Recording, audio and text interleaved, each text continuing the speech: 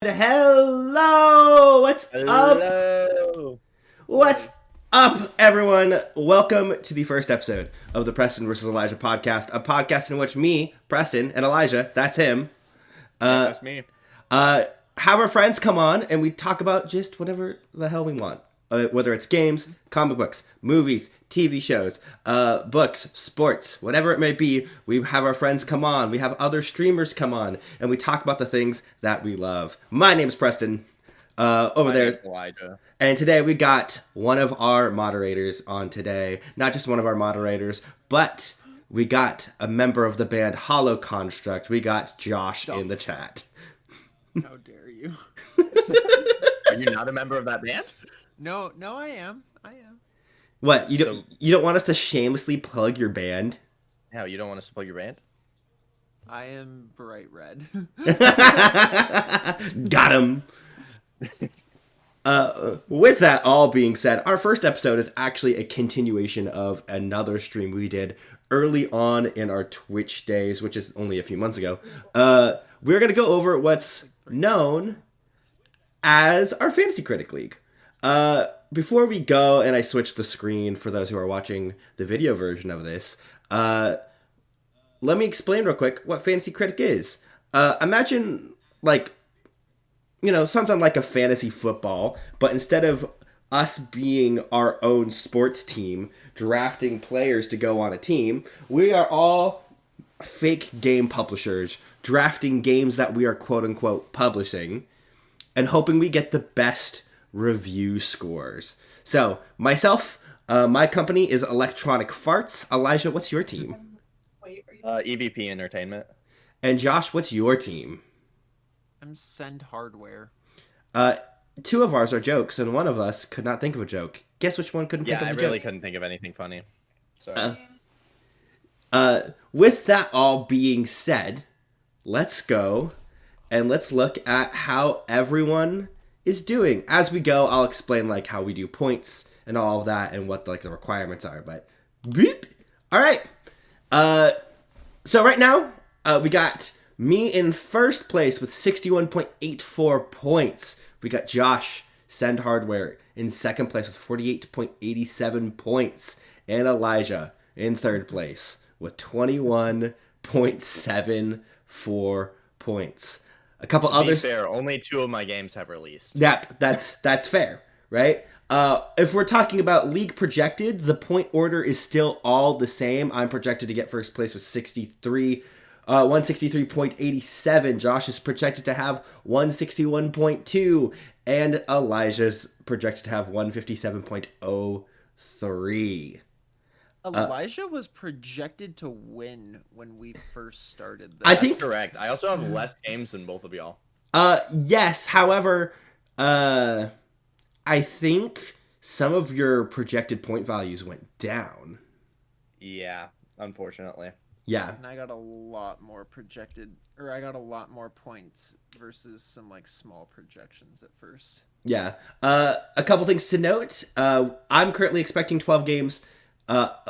Josh is currently expecting 11 games. And Elijah has only drafted and expected 10 games.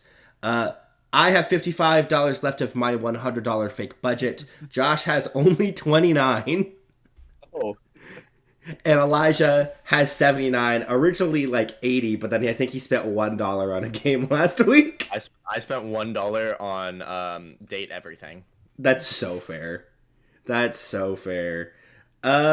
I think the point of this podcast today is we're going to go over our fantasy critic teams, and then if anybody's played a game, we're going to just kind of go over first impressions of certain games.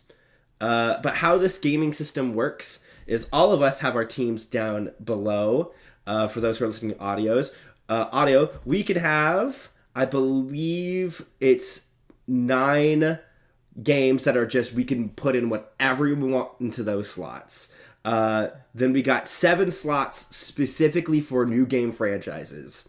So we can draft 9 regular, whatever we want. 7 have to be in a new game franchise. 1 has to be an expansion. 1 can be kind of whatever we want-ish.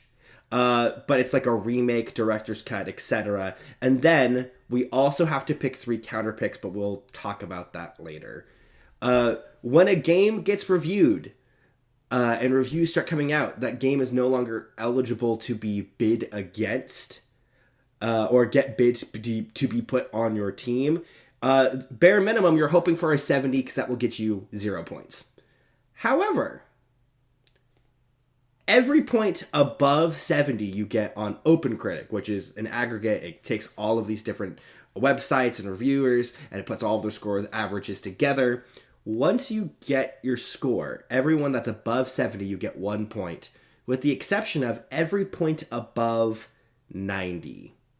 Every point above 90 gets you 2 points. So, for example, Avowed for me got an 81. Therefore, I got 11 points. Make sense? I'm saying that's saying that's the crowd. That's you guys should. I hope you know what the point system is at this point. I didn't until you just explained it. Actually, you didn't actually. No, I did. Okay, I was like Elijah.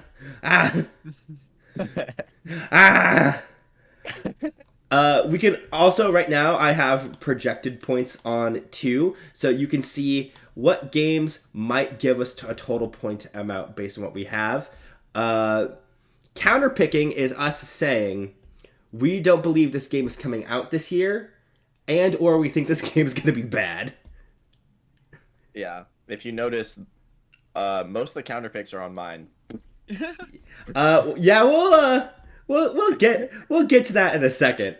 But yeah, the goal is to get the most amount of points before the end of the year. Who do we want to start with? Whose list do we go through? Anybody got a preference? Start with mine. Start with yours? Mine, since I have the least amount of games released and the most counterpicks. Okay, that's fair. So let's start off. Elijah. Do you want me to read off yours since I have the podcast screen up for the Twitch viewers? Yeah, go ahead. All right. So Elijah's list is Grand Theft Auto 6, projected at 14 points. Metroid Prime 4 Beyond at 14 projected points. Ghost of Yote, projected at 15 points. Pokemon Legends ZA, projected at 12 points. Hollow Knight Silk Song, which has been counterpicked by Josh, projected at 10 points. Civ 7, which has released with an OpenCritic score of 79, which got you 9 points. Rift of the Necro Dancer at an 82 got you 12 points. To Break Josh's Heart, Ninja Gaiden 4 at projected to be 10 points. Power Wash Simulator 2 projected to be at 3 points. Mina the Hollower projected at 6 points. Date Everything projected at 4 points. And for your remake remaster flex game, Metal Gear Solid Delta Snake Eater projected at 14 points. And currently, you have twice. You counterpicked Marvel's Wolverine from Josh. It is looking good for me. That game does not look like it's going to come out. It is a smart move. It might not be going to get announced at the PlayStation event, I swear. No, it's not get announced, but that doesn't mean it's going to get released. All right, let's start off with Marvel's Wolverine because I think that's a fun thing to talk about. We've seen the alpha footage of this game leaked. Mm-hmm. Or at least I've seen it. We know it's leaked. Yeah. Yeah, I've seen it. Josh, have you seen the footage? Yes. Okay. It's still using Spider-Man's UI. Yeah. Yep. And it was also like a year and a half ago. Yeah. But also 2 directors have left that game. That's also true. One of them at the end of 2024. Yeah, so that game's not coming out. I don't think that game is coming out. I don't know. It's not a rubbing in thing. I just feel it's unfortunate for you. Yeah, it really is. Because it's a great pick. Like, honestly, I think it would have reviewed really well. I think it still will review really well. I think it'll be a great pick for next year. Okay.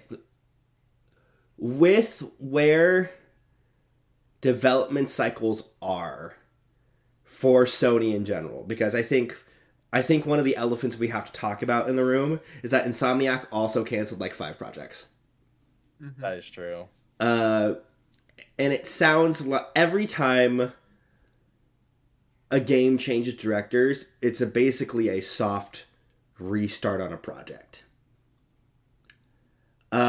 This discussion will come back to a game that is on my list and that I have a lot of thoughts on. One of the things that is very clear about Marvel's Wolverine is that it's in development hell and it does not have a clear direction on what it is. Based off of the Insomniac leaks, it sounds like the story's been changed like 5 times. Mm-hmm.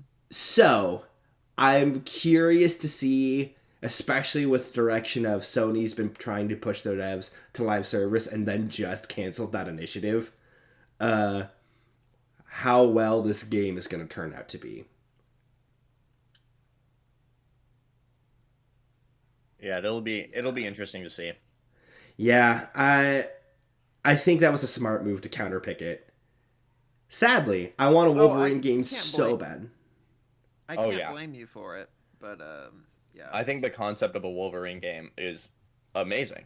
I mean, we have to talk about X-Men Origins Wolverine, the video game, being surprisingly one of the best Wolverine games. Better, well, not hard, but better than the movie, and one of the best movie tie-in games ever made. Yeah, like, I think, do you know the development story of that game, Josh? Was it originally going to be its own thing? No. Partway through the development process, it almost changed to be its own thing. So the movie got delayed like 5 times. Mm-hmm. And so Activision's work... Shocker.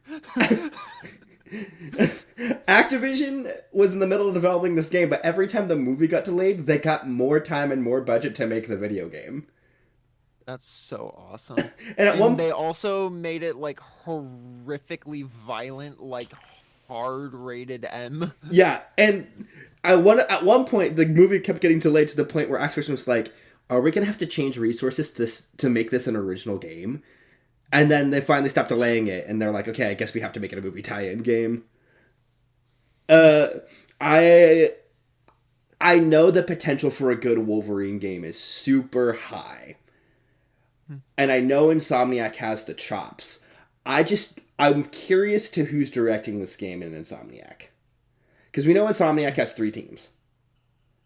We know they have the main Spider-Man team, the Miles Morales / Wolverine team, and the Ratchet team. Yeah. So, that means someone is called up from one of those 3 teams to be a new, like, sub-studio director. I honestly think it's probably going to end up being the Spider-Man team. You think that might... I think that makes sense. It makes so much sense. I wouldn't be surprised if it is like... I mean, has it been confirmed that it's in the same world? Yeah, it has. It's all the Insomniac verse. Okay. We know that overseeing all of the Insomniac Marvel projects is Brian Intihar, who directed the first Spider-Man game. Mm-hmm. He is the creative director over all the Marvel projects at Insomniac. Okay, that's it's good to have one director over all that stuff to make it so it's cohesive.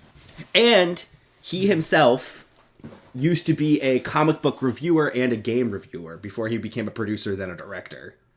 Ooh, sick. He's pulling the old Carlisle from Spill. No, for real. So, Brian Intihar, he used to be, before it got shut down, he used to be one of the writers at 1UP, which was a really good gaming journalist website, but then got shut down. Because the good ones all got shut down. So, yep. And when it got shut down, Insomniac was like, "Do you want to be one of our producers?" And he was like, "Bet." And then they're like, "Do you want to direct Spider-Man and help write and direct the game?" And then he was like, "Yeah." And it ends up being one of the most amazing Insomniac games ever released. He was one of the driving forces behind Sunset. Really? I still have to play that. Dude. It's such a good game. Dude, I think you'll be amazed to see how much of Spider-Man's DNA for Insomniac comes from that game. It's crazy. And it's not the same type of movement traversal, but the heavy emphasis on movement traversal and incorporating it into level design, that same philosophy is in both games. Okay. And if you, once again, shilling for corporate service, if you have Game Pass, it's on Game Pass. It is on Game Pass. It is always, I will always shill Game Pass because Game Pass is a good deal. So, yeah. I think Marvel's Wolverine is a 2027 game. Ooh. That's my TLDR. Yeah. I don't think it's going to even come out next year. I think next year we're going to see either the Venom project, which is still in development, or whatever midquel is going to be for Spider-Man 3. Miles Morales 2. No, okay. I'm joking. Spoilers for anyone, because I spoiled this for Josh even though he hasn't played Spider-Man 2. Spoilers, I think we're more likely to get a Silk game. Yeah, I do think we're more likely to get a Silk game. I was joking about Miles Morales too. I mean, they reveal her at the very, very end of the game. Yeah. Can I spoil a very small thing from episode 3 of Daredevil Born Again? No. I'm caught up. Elisha isn't. I'm almost done with season 3 of original Daredevil. It's a throwaway line Easter egg. I'm gonna want to experience it for myself. Okay. Josh, I know probably knows. I know exactly what you're talking about right now. I screamed. I was like, they did the thing. They did the thing. Mm-hmm. Not to get off topic, but Daredevil season 3 is so good, dude. The greatest season of television ever produced. I'm on episode 9 right now. Oh my goodness. So here's the thing. I feel like once Born Again is done, I want to do a full Netflix and Born Again rewatch and then do a podcast episode. Here's what scares me about Born Again. We already have confirmed that they're getting a second season, and we are currently about to hit the 5th episode, and we have not gotten any of the costume. I'm scared that there's going to be like 0 Daredevil in season 1, and it's going to be all season 2, because the original plan was for 18 episodes, and they fired the writers and then refilmed it all. I think we're going to get, because I'm also worried about that. I think we're going to get 2 episodes of costume, and I'm not happy about it. The last 2? Yeah. Here's the thing. I really like the direction it's going. Episode 3 is the best episode so far. I haven't seen episode 4. Episode 3 was amazing. I just want to see my boy. I know. Also, we can go on tangents. We are so far off topic. This podcast is a tangent podcast. Sick. We're yapping. Which is ADHD the podcast. Yeah. Like all 3 of us have ADHD. Yes, we do. We do. My meds are wearing off.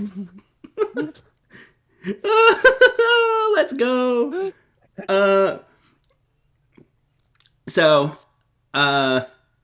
Yeah.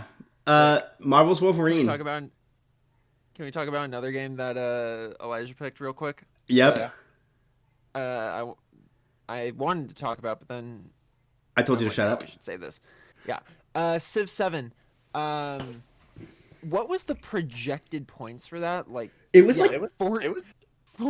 14 projected points. Was supposed to be a very safe bet. Yeah, I was disappointed. Dude, I was just like, I looked at reviews for Civ 6 before, and then they're just like, they decide to release a mediocre game, and I'm like, I'm sad about it. So the pattern with the pattern with Civ games that's really interesting is that most of the time Civ games at their core are mostly the same, but each Civ game has unique mechanics to it that makes it super stand out from the others, and for the most part they don't reuse those mechanics.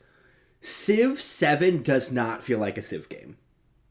Civ 7 is completely different, very, very broken, and a lot of longtime fans and new fans just cannot... Like, if you look at the Steam reviews, a lot of them are like 60 hours played, 50 hours played, 200 hours played, and then they're like, I finally have a feel for the game.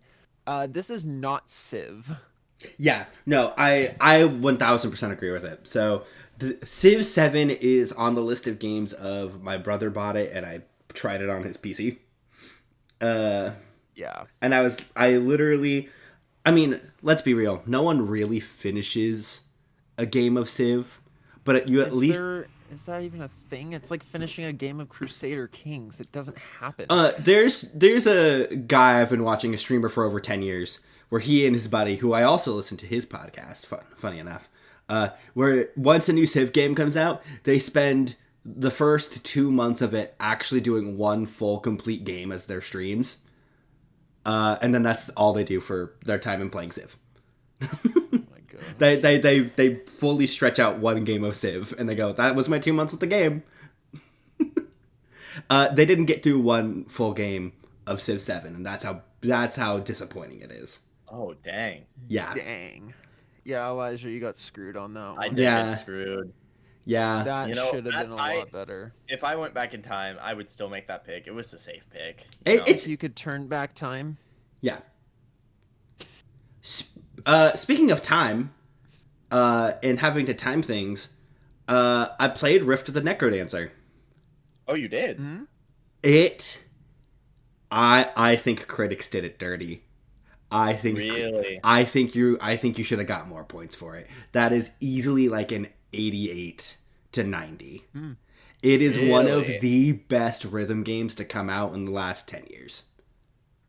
Really? That good. Especially if you do song mods where people upload like similar to like Clone Hero where people upload their own tracks. The stuff that people are doing with that game right now is insane. Easily not okay, so if we're talking about, because I think one thing Ultimate will do at the end of the year is we'll do the PvE awards, and the awards will incorporate like top 10 list for game of the year, but then also our Fantasy Critic Awards of game that surprised you the most in terms of points and things like that. I don't think this year Rift of the Necrodancer will stay on my top 10, but it will definitely by the end of the year get an honorable mention. Because I played through every song at least once.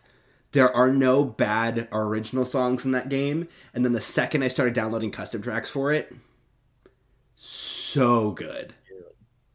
I recommend people pick it up. I also just love the Rift of the Necrodancer and the Necrodancer devs. It is also on sale on Steam right now. Yeah, no, pick it up. Like seriously. Is the spring sale still going on? Oh, it is. Until tomorrow morning. So, I would highly recommend people to go pick it up. It is a Guitar Hero DDR-esque clone, but instead, or like Friday Night Funkin'. However, it's only using 3 arrow keys. And so it's a one-handed, you use arrow keys to play game. But similar to something like a Memory of Melodies from Kingdom Hearts, or what's the Final Fantasy rhythm game? Theat Rhythm. Yeah, Theat Rhythm, where the combat is the rhythm game. It's that. So you have different monsters coming down the track instead of notes, and each monster has different properties that you have to memorize. So like a skeleton you have to hit twice, but you don't know which direction it's going to go, and it's randomized each time. So like, oh, that is cool. So it's like, you know that the pattern for a skeleton is always 2 notes in a row. You just don't know which arrow key it is on the beat. It's so interesting and it's so fun. Like the dragons are like the Guitar Hero long notes. It's fun. It's such a good game. I think that 82 on OpenCritic is too low of a score for that game. But also, like, I understand, like, rhythm games are not everyone's jam. I love me a good rhythm game. So unintended? Not intended, but you got me. But yeah, Rift of the Necrodancer, go check it out. if you like Fortnite Festival, if you like Guitar Hero, if you like DDR, if you like any of those games. Clone Hero fiend. If you're, yeah, I have Clone Hero. I have my guitar over here. I have mine in my closet right now. I haven't played it in a minute, but I have a Rock Band guitar somewhere. I don't know where it is though. I recently on Clone Hero started downloading Masonic Mania soundtrack to play. 10 out of 10. Like pro drums or anything like that on there? You can do pro drums. I just don't have a drum set that's compatible with it. Fair. So, I would pro drums it all freaking day if I would. Like, I would do streams of it. That would be so sick. I would absolutely do streams of it. I couldn't re-upload the streams. Next to Psy. Dude, right? For real. But yeah. Can we talk about how projected 10 points for Ninja Gaiden 4 is criminal? Well, yeah. You are going to make bank on that? Yeah, I'm projecting it to have a lot more than that in my brain. Dude. I'm gonna go on a limb and say that it's probably gonna get anywhere from like an 18 to a 20. I'm gonna go on a limb and say that you're gonna bare minimum get a 90. Let's go. I mean, yeah. you look at that game's development team on who's working on it. It is one of the last founders of Platinum is the director. Mm-hmm. Ooh. He's the only one who stayed. Yeah, go for it, Josh. Oh, I was also gonna say it's also Team Ninja, so it's co-developed by the creators of the games, who, like, basically Ninja Gaiden. If you've played any character action game, like Devil May Cry, like, it set the bar basically. Like Ninja Gaiden Black, Ninja Gaiden 2 set the bar, so that like God of War and Devil May Cry could run. I would argue that Ninja Gaiden and Devil May Cry are contemporaries. They're the same genre, but in two different directions. I think the most interesting about Ninja Gaiden is that it's Platinum, which is more of the Devil May Cry type discipline, is making this game in collaboration with Team Ninja. Which I think it's the best way I can describe it, and this might be a little stupid, but it's like the idea of like Metroid and Castlevania becoming Castlevania. Like, the genre is the best elements of the exploration Castlevania games and 2D Metroid, right? And then bringing those philosophies together to make a genre. Yeah. You're basically doing that with one of the devs that helped create Devil May Cry and the Ninja Gaiden team coming together to make a new Ninja Gaiden. Yeah, and the funniest part is the Ninja Gaiden game I'm actually excited for is Ragebound. That's Which so I funny. picked.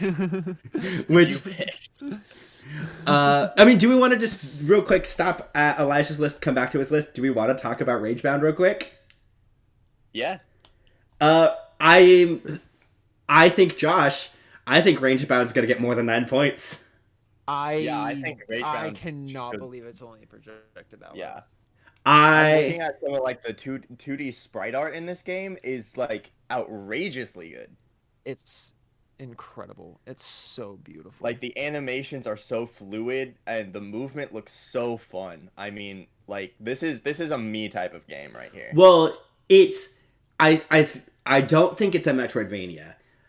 Which no, it harkens back to the original Ninja Gaiden 2D platformer side scroller. Have you guys have either of you beat the original Ninja Gaiden? No, but I played it. I played, so right after I finished Ninja Gaiden 2 Black, we were talking with my drummer about Ninja Gaiden Ragebound because he loves the original Ninja Gaiden, and so he made me play it on an emulator that he had through like controller sharing. And not only is that game stupidly difficult, there was brutal. also input lag and connection issues, and so I barely made it to stage 3, but I watched him beat it in like an hour and a half. Ninja Gaiden, the original one, is one of those games, as someone who has beat it, is one of those games where it's like stupid balls hard. But like once you master that game's philosophy and understand like how enemy design and level placement and the level design, it's like, oh, this game is like like you have to think like a ninja. Like what they thought a cool ninja move would be is what you have to execute on an NES. So like you're doing a wall jump, and mid wall jump you're doing a sword slash because a bird is coming your way. And like think of it like cinematically of like this is what they're trying to accomplish. It looks like Ragebound is taking that design philosophy but modernizing it in a way where they're not lowering difficulty, but it fully realizes that vision of, all right, this is platforming, you have to do it to perfection, and you will need to nail this game in order to land it. But when you do, it is going to be the most coolest looking thing, and it's going to be the most satisfying thing. Oh, 100%. I'm looking at clips of it right now, and just the, like, one little, like, 5-second snippet of combat looks so cool. Is it the one where there's, like, the two flying enemies, and he, like, does a spin kick off of one, drops down onto the other? Oh my gosh, dude, it looks so good. No, it's one where there's an enemy jumping up, and then he bounces off of a blade that somebody throws at him. Jumps dude. in midair, kills him, and then goes back and kills the green ninja behind him, and it's all so fluid. Oh, I see. Yes. Oh my lord. It looks so good. It's by the guys who made so Blasphemous. Yeah. I hate Blasphemous. But I love Blasphemous. I love Blasphemous. But also I think one of Blasphemous' biggest things for you is the genre that it's in. Yeah. So, like Blasphemous, like, imagine that dev team having to do a classic Castlevania or a classic Ninja Gaiden style where it's, like, very specific level design, linear. You're going to the goalpost at the end. It's gonna be absolutely disgustingly difficult. I'm so excited. I'm looking forward to it, dude. That's gonna be either a stream from Elijah or a stream from myself. Like, one of us is gonna stream that game. Both of us are going to stream that game. That's so fair. That's so fair. Like, it's going to be so good. Let's talk about Elijah's 2 games that have been counterpicked. Yep. So we have GTA 6. I have shot myself in the foot. I can't say that word on stream. Preston was on something when he counterpicked that. He was on... No, he's currently on something watch. Listen. Okay. My thought process was this game's not releasing, but the producer keeps insisting that it's releasing, but they still have not released a release date. Yeah, there's no release date. It's definitely going to be like a later this year, maybe even Q4. No, dude, I think traditionally... Here's what happens every time with Grand Theft Auto. Because I have been alive and conscious of game releases since GTA 4. Like, I was around during GTA 3 and all of its games, but, like, I was, like, 5. What happens when a new GTA gets announced is that everyone delays their games. That's just the truth of the matter. Everyone delays their games. The amount of devs that delayed their games during GTA 5 is insane. Yeah, you can't compete with it. Yeah, you cannot compete with it. It's Grand Theft Auto. It's the only thing people will be playing. Yep. So they always dominate that October or November slot. So, which in the past, it's no longer that much of the case anymore. I think the only people who really release in that time anymore are COD and, like, Nintendo at this point. Nintendo has a release for every quarter. Yeah. Well, Nintendo, when it's at the height of each console generation, has a release each month. Yeah, they do monthlies. Yeah, they do monthlies. Their release schedule is better than Scott the Waz. LOL. No, it's when Nintendo is, like, in the midst and the height of a console generation, they have a release every single month. We're just no longer at the height of a console generation, and they're holding back all their games. So it's like... Yeah, they're going to announce so many games on the 2nd. Oh, dude, so many games. It's gonna be a bloodbath in the Fantasy Critic that day. Yeah. Oh, boy. And I only have $29. Yeah, dude. I by far have the most. So if they announce like well, you already have like. Oh, we'll get to the Switch too. Untitled Mario Kart and Untitled Mario. We'll get to my stupid. We'll go to my stupid picks in a second. What if a Zelda game gets announced? A Zelda game will not be announced for this Switch launch.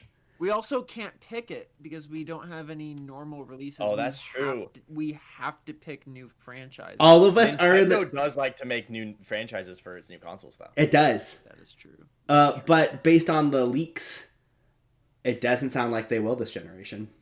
Really? That's unfortunate. It doesn't sound like it. It sounds.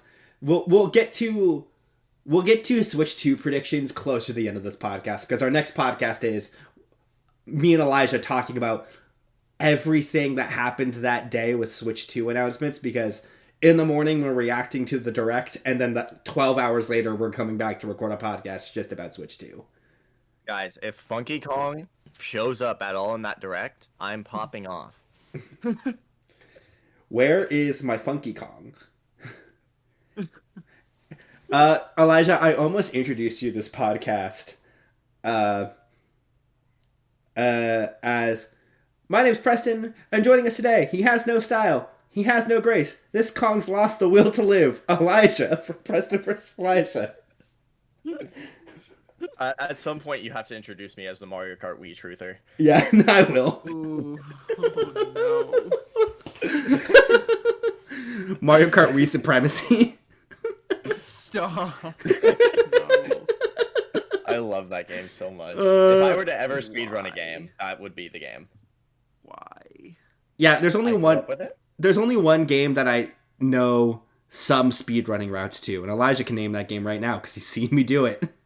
It's Sonic Generations. Yeah, it's Sonic Gens. Glitchless Sonic Gens. I know some of the speedrun routes for Glitchless Sonic Gens because I watched him play it. Yeah, because I taught him the routes. Like, my green hill zone is only a couple seconds behind yours. Yeah, it's only 2 seconds behind mine. And then mine is... Well, here's the thing. I've just learned some new glitchless tech. So really? My green hill time's about to go up by 20 seconds. Really? Yeah, dude. I was grinding it out last night. My problem is all my times are on original gens. Oh, yeah. Not on Shadow Gens, so... I just don't like playing it with a PlayStation controller. I'd rather use an Xbox. Yeah, dude, that's the sucky part. It's, like, designed for Xbox controllers. 100%. Yeah. Anywho, I believe GTA 6 could still get delayed. But even with that projected point loss, I'm still in the lead. So... 100%, yeah. I hate you. And we can thank 2 specific games for that. But we'll get to that in a second. Yeah. All right. The other one that they have counterpicked is Hollow Knight Silksong, which I knew was a stretch when I picked it. It's not coming out. It's not coming out, no. The funny thing is that Team Cherry is teasing that we will hear about something in 2 weeks, but I don't believe them. Yeah, I feel like they say that before every Nintendo Direct, and we don't. We're gonna hear something. We're gonna hear that it's been pushed back another 4 years.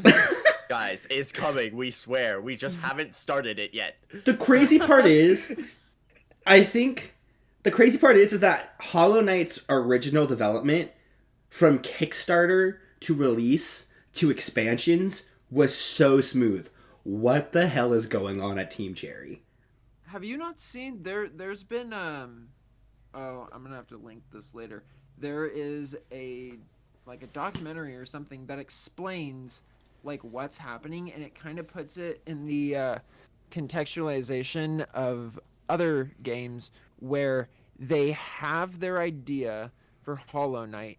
They have a time limit, they have a budget, they know exactly what they want to make, and then Silksong starts off as a DLC. Oh yeah, They get unlimited resources, basically unlimited budget, and it starts growing and growing and growing to the point where the hype is so real that no matter what they release, nothing is going to live up to it. So they're making it as large as humanly possible and shooting themselves in the foot. Now, we say that. However, there have been games that have had a long development period that are just design masterpieces and do live up to the hype. Yeah. Yeah. As someone who has 100% of Hollow Knight, my likelihood percentage of them hitting that is a 60%. I 99%ed Hollow Knight. I almost got the 106, and then I'm like, I want to kill myself playing against the Grim Troop or whatever that is. Oh, yeah. I think Hollow Knight would be a great stream game, because I've only played probably the first 2% of it. Here's the thing, Elijah, Hollow Knight is a U game. It is. I can't. I've tried to play it so many times. I just can't get into it. So boring. Hey, how about this? I don't like boring games, Josh. The beginning is so rough. Your movement is. My problem with Hollow Knight is that the beginning of the game is too limited. Like, there are Castlevania game or like Metroidvania games where you start with at least something that makes basic traversal fun. In Hollow Knight, you start with a very, very slow walking speed, 0 map, 0 context as to what is happening, 1 jump, and 1 sword slash. And you just have to wander around a massive labyrinth for 6 hours until you run into something that gives you context or an optional power-up or anything. And it just takes too long to make it actually interesting. So, as someone who loves Hollow Knight, it's an 8 out of 10 for me. I think if I'm talking about like my critical eye with it, 1000% agree. I think the one thing that I hope Silksong doesn't do, I think the Hollow Knight devs went too much in their inspiration for Dark Souls in the worst way possible. Mm-hmm. With the type of environmental storytelling, I think that works better for a Dark Souls or a Souls-like game versus a 2D Metroidvania. And the amount they limit you until you get better equipment, or this game uses a badge system similar to Paper Mario, surprisingly. Mm-hmm. I think Silksong would be better if it followed in the footsteps of Shovel Knight, Spectre of Torment, and Ninja Gaiden in terms of its design philosophy. Or even Strider.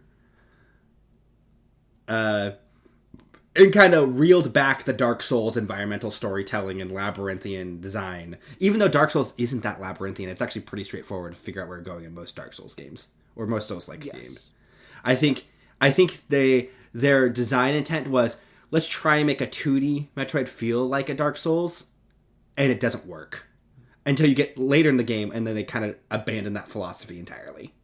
One of the craziest things that I keep hearing, and I like from all the reviews that I've seen on it, there's one in particular where everybody's just gushing about the story in Hollow Knight, and the lore is so deep, and you feel like you're a part of this world and all this, and the story, like, you have to look for it, but it's so good. I'm like, I have read every single lore thing in this game. I've explored everywhere. There is no story. It's not like Dark Souls where you have item descriptions that like piece you in and like has some sort of context.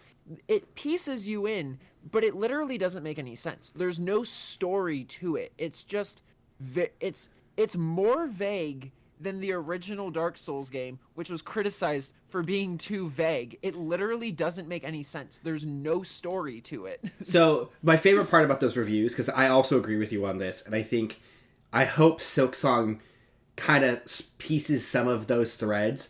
A lot of the story threads, if you look up like story summaries of Hollow Knight, if you look at 2 different story summaries, they tell similar stories, but the details are different based on interpretations. And I think that's actually a bad thing, that you can't come to the same conclusion with everyone else. And I think what's interesting about that, this game does not have a story. It has story concepts. Yeah. I think it has, from what I'm hearing, it sounds like it has a very, very similar problem to how Five Nights at Freddy's tells its story. Yes. Where it gives you like scraps of a story for you to put together, but they never give you like the full answer to anything. So you never like, people in the Five Nights at Freddy's theory community still don't know like all the answers from the very first game. Did we ever figure out what the bite of 87 versus the bite of 89 was? There's no 89. The bite of 83 is the bite that you see in Five Nights at Freddy's 4. The bite of 87 is, we still don't know fully who did that, actually. We don't know. Gosh. Five Nights at Freddy's. As somebody who absolutely loves Five Nights at Freddy's, the way that they tell the story is so stupid. There's been books, like full-length novels. But those books aren't fully canon. They're only partial canon. It depends on which books you're talking about. I know! Some of them are not canon at all. Like the first 3 books, not canon at all, own universe. Then we get into the anthologies. Yes, they did. Yes, he did. Then we get into the anthologies, where some of them are canon, some of them aren't. And then we get into the graphic novels based on the original books that change things, but still aren't canon. It's beautiful. So, like, I've spent too much of my life learning about this franchise for no reason. I know too much. And they have a game coming out soon. There's a reason it's not on any of our lists, because it's not going to be good. It's not going to be good. I'm still going to play it for the lore. At this point, I'm watching Elijah play. You are the definition of the sunk cost fallacy at this point. Exactly. No. Like, I have 4 Five Nights at Freddy's games downloaded on my computer right now. Oh, my lord. With that being said, the rest of your list, like Metroid Prime 4 Beyond, slam dunk. Ghost of Yote, slam dunk. Legends EA, I can see a world where that gets more than 12 points or less than 12 points. Yeah, it really depends on how polished it is at launch. Power Wash Simulator 2, the projected 3 points, Josh, you don't understand. You don't understand. That Power Wash Simulator 2... don't. You don't understand. That game is actually going to review so stupidly well. Like the original game, it's so relaxing to just walk around and power wash things. Like I don't understand why I like that game so much. The amount of collabs that Power Wash Simulator has, Josh. Imagine being able to power wash Seventh Heaven from Final Fantasy VII. Imagine being able to power wash Bikini Bottom. Shrek's Swamp. Here's the thing too. I actually love power washing in real life. Like, power washing is just so satisfying and relaxing for some reason. Maybe I should play Power Wash. Dude, Josh. It is on Game Pass. Not sponsored, but could be. Hey, Microsoft, hit me up. Game Pass. Hit me up. Hey, Microsoft, hit me up. Please. Please. We love your product. You sponsor us. Hey, Microsoft, Daddy. Our DMs are open. Phil Spencer, Daddy. Phil Spencer. No. He's gonna pull out a collar on it. No. Mina the Hollower, if it comes out this year, I think will actually score higher than a 6. Everything developed by Yacht Club is just good. Yacht Club's just a great developer. Yeah. Them doing you have a Shovel Knight game on your list, right? I do have a Shovel Knight game on my list. And then Date Everything is Date Everything, and then Metal Gear Solid Slam Dunk. We can go to my list real quick. Date Everything is just a funny little gambit. Like, if that scores points, I'll be okay with that. I picked it up just to be funny. I'm actually very excited for Date Everything. The voice cast is stupidly stacked. Yeah, it has a bunch of, like, streamers, right? Yeah, it has streamers and actual, like, high-profile VAs. Yeah. Shovel Knight, Shovel of Hope DX, as my remake. It is interesting how they're doing it. So, with Shovel Knight's original release, because they had to delay the game so much, they basically promised every expansion for free for all of the backers. Yeah. And so, what was originally just called Shovel Knight. Shovel Knight's main campaign is called Shovel of Hope now. They're re-releasing Shovel of Hope by itself. And you're like, wait, that's weird. Why would they do that?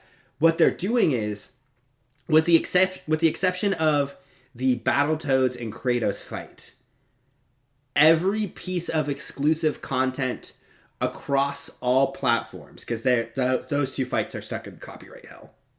Yeah. Every exclusive feature, including stereoscopic 3D. Really? What? Is going to be put into this port. If you have a monitor that is 3D capable and 3D glasses, you will be able to do the 3DS 3D features. That's crazy. For Shovel of Hope. And it's basically every single feature plus all of the features they could have put into other ports. For example, you can now do randomizer modes. You can now do permadeath mode. You can now do so many different things. Built into the game. A built-in speedrun mode. Ooh. So it's all the features. I guarantee you it's going to get a very high score. It's not going to get 6. It's Shovel Knight.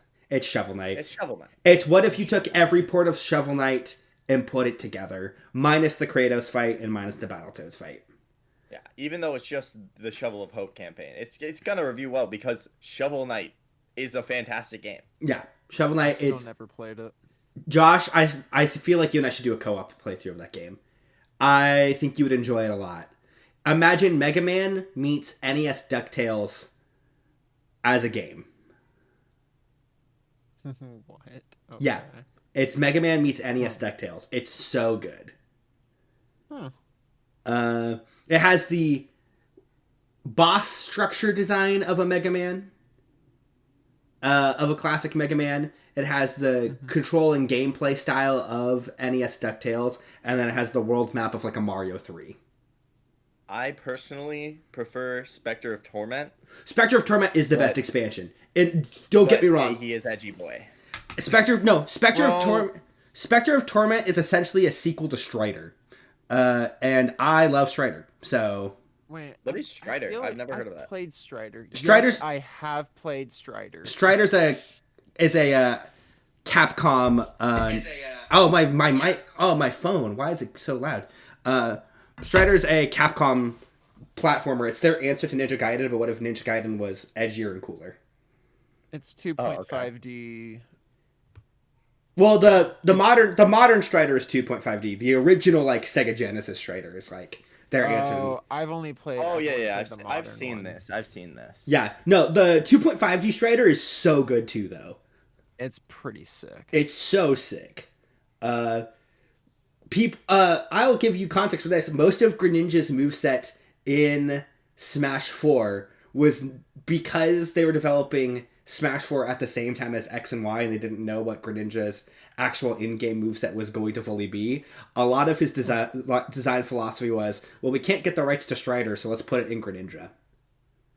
His final smash... It works, though. Greninja's final smash is basically the ultimate move that Strider uses in the game. Yeah, that's the one thing lore-wise with Greninja that doesn't really work. They basically turned Greninja into the Strider character. Yeah. If you were to put Strider into Smash Bros, he would be an Echo Fighter of Greninja. Just straight up. He looks dope. Dude, we should... I think one of the things we do, because I think Strider's on NSO Sega Genesis. Oh, is it? I think we should do a... Not necessarily a full playthrough, but a look-see. Because I feel like you would love the original Strider. Alright, I'm down. I'm down for whatever. You know that. Yeah, that's fair. Electronic Farts. Avowed, 81. Hades 2, 90. Pirate Yakuza, 81. Split Fiction, 90. I hate you. That was such a good pick, dude. You never I'm bet so tempted to against... actually buy it. You never bet against Joseph Ferris. You never bet against that man. This, alright, listen, I know already in my heart of hearts that this is going to be in my top 10. I haven't even played it yet because how much I love it. Honestly, Preston, Yeah. I am tempted to buy it as soon as we are done with the stream. It's $50 on Steam. Is it? And Elijah whenever we choose to play, we'll get to play it for free with the friend pass. Yeah, Elijah, if we wanted to stream it, one of us just has to buy the game and the other person can play for free across any platform, any of the modern platforms. Yes. Are you serious? Yeah. That is so good. Yeah. Oh, so they have a Discord server where you can go into the Discord server and say, hey, is there anybody playing this game here and want to be friends to play this game with? And then, like, you can just meet new friends on their Discord channel and then get to play a free copy of Split Fiction with a new online friend. That's so cool. So one of the cool things, so I was listening to another podcast last night. It's Drop Frames, Josh. So it's Ko and Zeke and JP's podcast, right? Yeah. What JP said in that podcast that makes me so much more excited for Split Fiction than I was. One, it's not necessarily a complaint I had for It Takes Two, but one of the things that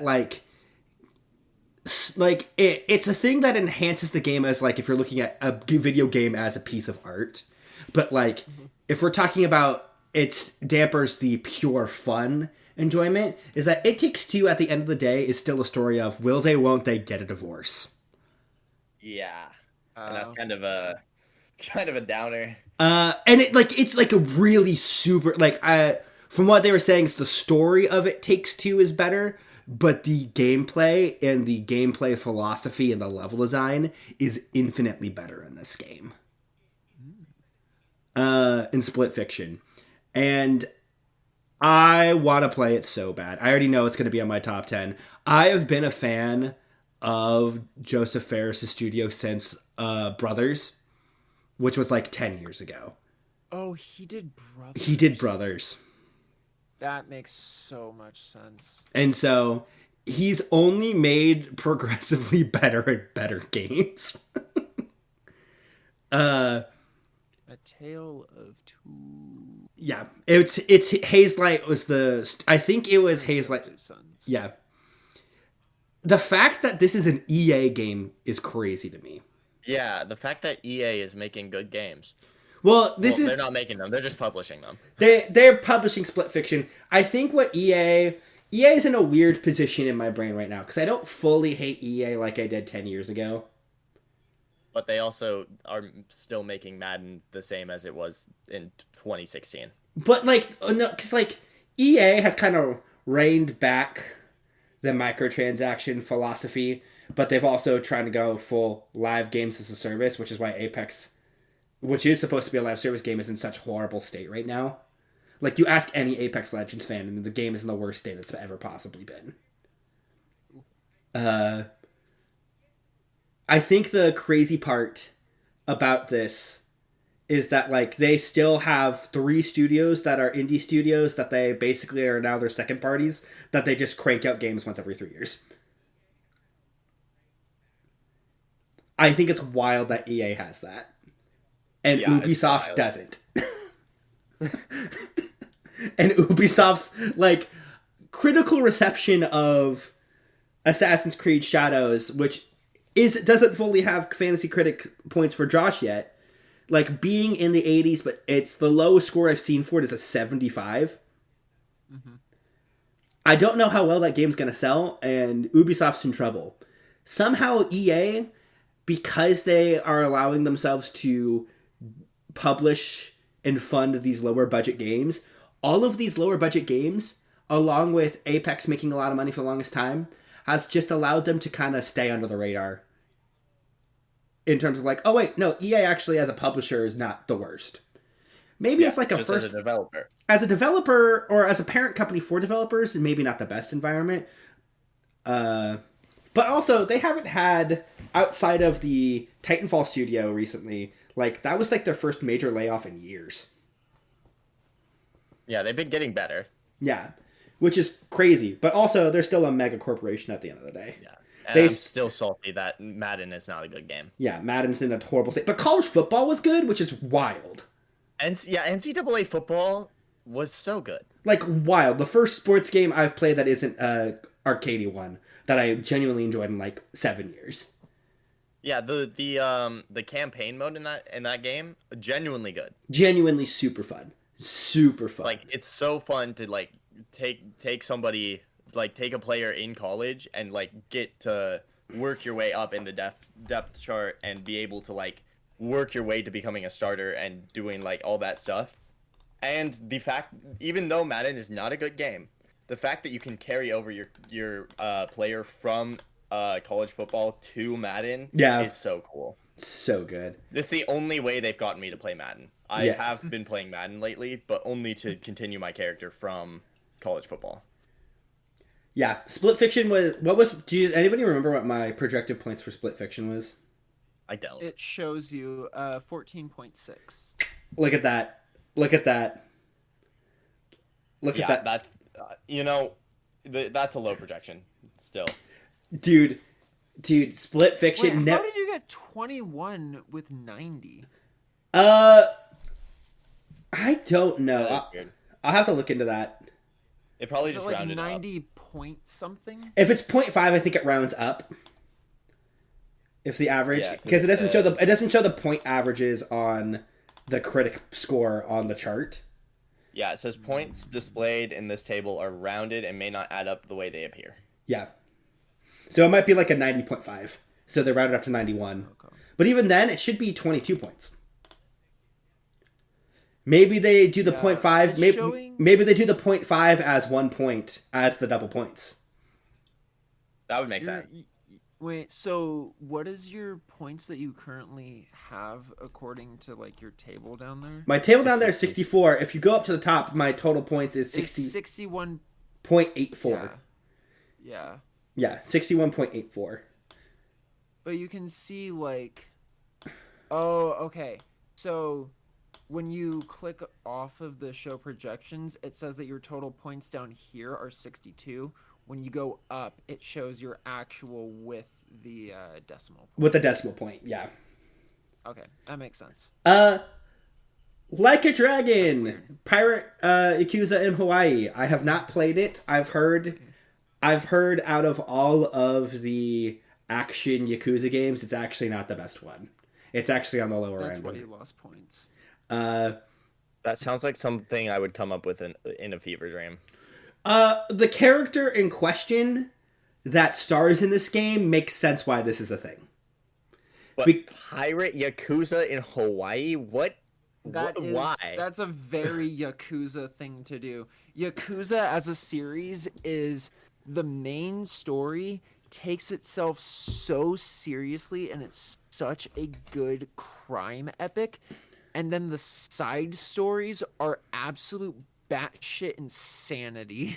To be fair, that has changed since they rebooted the name to Like a Dragon to match the Japanese name. Yakuza's 1 through 6 is a very serious story. Like a Dragon and Like a Dragon Infinite Wealth are way more lighthearted than Yakuza 1 and 6. That's fair. I still can't get over the name Pirate Yakuza in Hawaii, though. So, do you want me to tell you the plot? Do you want me to tell you the plot of this game? Because I haven't been watching it, but I've been watching streamers play it. I think I can guess. There's a pirate Yakuza, and he's in Hawaii. No, dude. One of the side characters of Yakuza 1 through 6, who is like the insane Yakuza member, ends up in Hawaii. This takes place around the same time as Yakuza 8. It is a side story. Like I know when Yakuza 8 happens. Like modern day-ish. Modern day-ish, right? One of like the most insane, like he's like the Joker of this universe. Like he's a psychopath. Okay. Wakes up in Hawaii with amnesia.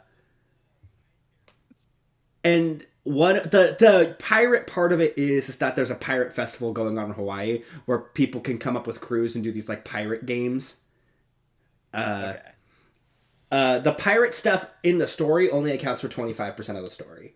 A lot of the side quest stuff has to do with the pirate stuff, but it has way more to do with we're catching up with this character who we haven't seen in like 3 games. Okay. It's about him losing his memory and finding himself in Hawaii trying to strike it rich. It's fantastic.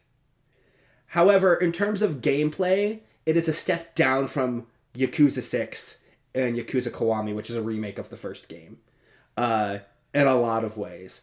The fun gameplay part of Yakuza is technically a character action game, but not stylized in the same way as a Devil May Cry and a Ninja Gaiden, but in a silly ridiculous of environmental fighting. In Yakuza 6, you can basically pick up any piece of furniture, any pipe, any fire extinguisher, and use it as a weapon. Oh, really? Yeah. Yakuza 0 is so much fun. Like, you're just walking around, like, the city, and, like, you meet a group of criminals on the side of the road. You walk up, you start a fight, you pick up, like, that, like, the mailbox thing, right? That's, like, nailed into the ground. Yeah. Into the ground. You pick it up and you just bash him over the face with it. So good. Yakuza, I feel like one of the things we'll do, because all of the Yakuza games are on Game Pass. Oh, yeah? All of the original 6 plus the remakes and side games. And Judgment. And Judgment, which is also in the same universe, surprisingly. Judgment is so good. It's so good.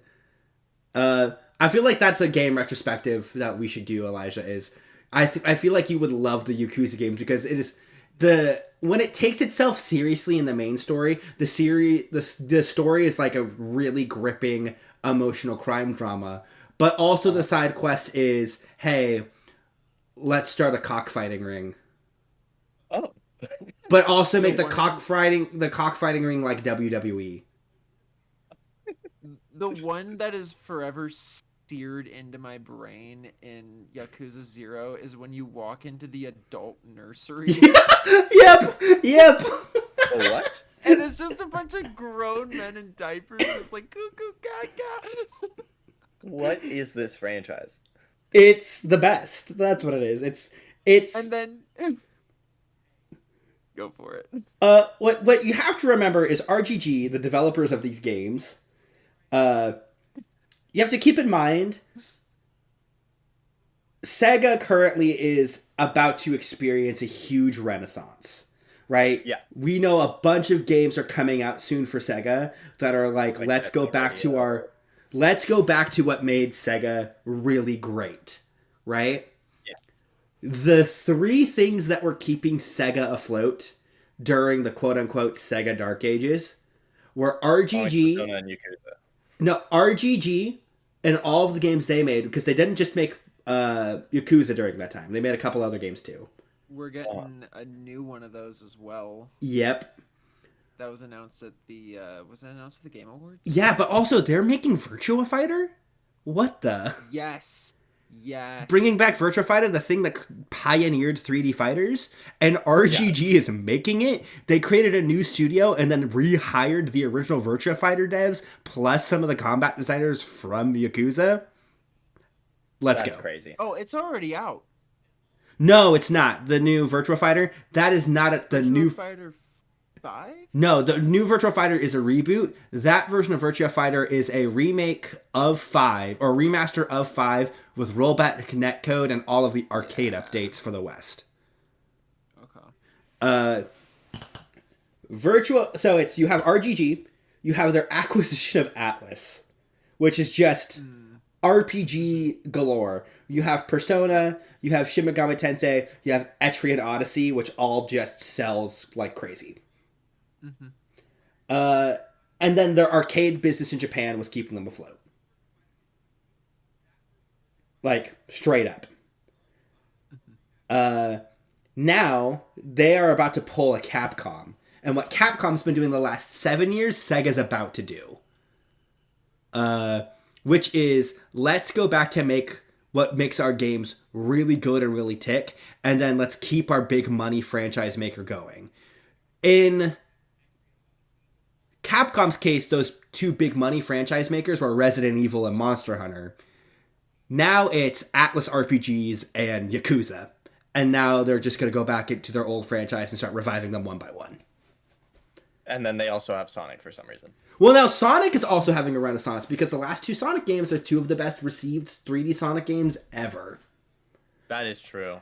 Especially Shadow Gens. Especially Shadow Gens. Shadow Gens is the first time where universally everyone said across the entire Sonic fan base and gaming base, okay, this is a good 3D Sonic game. 100%. The last time that happened, the last time that happened was Sonic Generations. Sonic Generations is so good, dude. So, adding a second half to Sonic Generations. Josh, it's a good thing to do. Josh and Elijah, if you're interested in this too, one of my favorite fighting game YouTubers and streamers, Maximilian Dude, recently did a video that it's him reacting to an IGN editorial and him basically going, actually, when they get stuff wrong, because he was working with Capcom as a fighting game and Capcom influencer during the Capcom Dark Ages. When Capcom was at their lowest. So he actually has a lot more behind the scenes knowledge than most people. Him going, okay, what changes from his perspective and an industry perspective, what happened at Capcom to get them to where they're at today? Because if you think about it, like Monster Hunter and Resident Evil are doing fantastic right now. Oh yeah. But like they've also are able to start reviving IP like Onimusha. And, like, they made a new Mega Man game. Like, I think we forget that they made Mega Man 11. Yeah. Or 12. I did forget that they made Mega Man 11. Yeah, they made Mega Man 11, which is one of the best Mega Man games. Like, straight up. Like, but, like, I think we forget that, like, Capcom is such in a healthy place now that, like, Exoprimal released to not good sales, but critical acclaim, and no one got laid off. Yeah. Like, that's crazy. No layoffs is always a good thing. And you can counter argument Japan's layoff laws are different, but like Capcom, if that would have happened 10 years ago, would have had to lay off people, even with those safeguards in Japan. I think where Capcom is at is in a very healthy place. Speaking of game companies that are in a healthy place, Supergiant. Hades 2. Oh, yeah. Hades 2. I love that game. I think the only thing that is holding Hades 2 back right now on a critical thing, because my score, that's the only score that's allowed to change because it's in early access. The game's just not done yet. Well, it's not that, dude. They are getting some crap right now. Oh, for what? AI voices. Oh, really? I did not know that. Some of the actors from Hades 1 did not return because the company refuses to use refuses to use union actors. Specifically because they want to potentially use AI voice actors. There isn't any AI voices in the game currently, but because of that, a lot of people are giving them a lot of crap right now. Yeah, I would agree with that. They should use real voices. Other than that, I have not played it because I'm waiting for the full release. So Elijah, take it away. So imagine if Hades 1 was still Hades 1, but you had fully new weapons, new abilities, the ability to sprint and not just dash. You can go down levels into the underworld like in original Hades, but you can also go up all the way up to Mount Olympus. It takes place during like a war between the gods, and the final boss on both levels, like if you get all the way to the bottom, it's Kronos, and you get all the way to the top, it's also Kronos. I haven't gotten all the way to the top yet, so I don't know if the boss fights are different, but I can tell you that I have dumped. Let me look at my time played in this game. I have dumped 142 hours into this game. And I have not even scratched the surface of what you can do. There's so many different characters that you can like level up friendships with. There's so many different things you can do just in like the hub area. You can like plant things, you can buy things, you can make it better, or you can just go in, dive in, and it's just a really, really good, really polished roguelike with a bunch of different weapons that you can use. What I think is interesting about the common thread between my two games that have 90s is both are developers I've been following for the last 10 years that essentially make the same game over and over and over, but every time they make it, they refine their game to the point where it sounds like, because I haven't played Hades 2, Hades 2 is the culmination of all of their games. Not just Hades 1, but every single game that they've made. In the same way that Split Fiction is the culmination of all of the games Hazelight made. I've only played Hades 1, so I couldn't comment on that, but I do know like they expand on Hades 1 a lot in this game. I think you should play Bastion. I think Bastion, because it's the same devs, I think you would like Bastion a lot. That is what they made. Yeah. Bastion is really, really cool. Yeah. Bastion, I think you would really like Bastion. I think it'd be right up your alley. Bastion was the game that made them a notable indie. Hades was the one that made them a household name. It's also like super short and very cheap. Yeah, super short. It's also 80% off right now, so I'm buying it. It's $3 right now. Yeah. Elijah, you will beat Bastion in a weekend. Oh yeah. You specifically will beat Bastion in a weekend. You can do it. I will immediately get hyper focused. You can beat it in like 6 hours. You can beat it in 6 hours. You can 100% it in a weekend. Yeah, that's fair. Yeah. It's such a good game. Yeah. Out of the games I have scored, I think it's time to talk about Avowed. I have not played Avowed. I've heard many a thing from Preston and other people, but okay. Obsidian is one of my favorite developers. Even in the change of leadership and or creative directors over the years, for the most part, at the very least, the quality of writing has stayed consistent, and game design has been fairly consistent. We are talking Knights of the Old Republic 2. Even though that game suffered from being unfinished, the devs themselves in their free time created mods that finished the game. It's such a good game. It's better than the first one. And people think that some of us who believe that are crazy, but it is infinitely better than the first game. Like, even if you don't even mod it, it's still better in terms of writing. Yes. In terms of writing, have to deal with the bugs and all of the breakage, but yeah.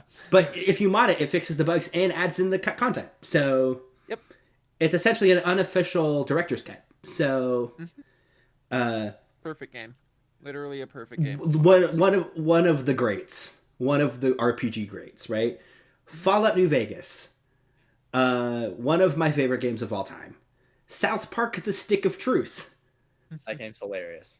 And also mechanically, like a super solid game, and it's just a Paper Mario clone. Like, it's so good. Yeah, it is the only one of those games that I have actually played. Yeah. So they do write the South Park characters like they are written in the show. Well, that's because they had Matt and Trey also wrote the game, which is fantastic. Yeah. It's like so good, right? We're talking Pentiment being one of my favorite adventure games. Gosh. Pentiment is so good. When I was an hour into the game and I could have an in-depth theological conversation about Martin Luther with a guy, and I have no idea whether or not me saying something positive about Luther will get me killed or not, is like I almost started crying. Like it wasn't emotional. It's just like the writing in that game is, oh my gosh, it's so good. You can tell that was Josh Sawyer's baby. You can tell that was his baby. Hadn't he been wanting to make it for like 10 years? For like 10 years. That was like his dream project. And only like, it was like a dev team of like 6 people. Yeah. It's oh my gosh, dude. With that being said, every time I pick up an Obsidian game, I don't put it down until I roll credits. Mm-hmm. Avowed is the first Obsidian game I have dropped. Really? The gameplay loop of exploration, especially with first-person parkour, because the game has a first-person parkour system. Combat is really good. It is the weakest writing of any Obsidian game. You can tell that this game has been rebooted multiple times. And I think good on like Josh Sawyer and the director of this game for being super transparent that like this game technically had a 6-year development time, but realistically this version of Avowed only had like a 2 or 3.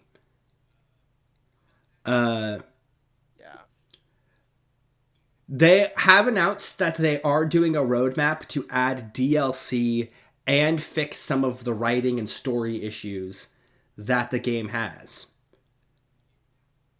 And it reminds me similarly of how Fallout New Vegas was treated at launch.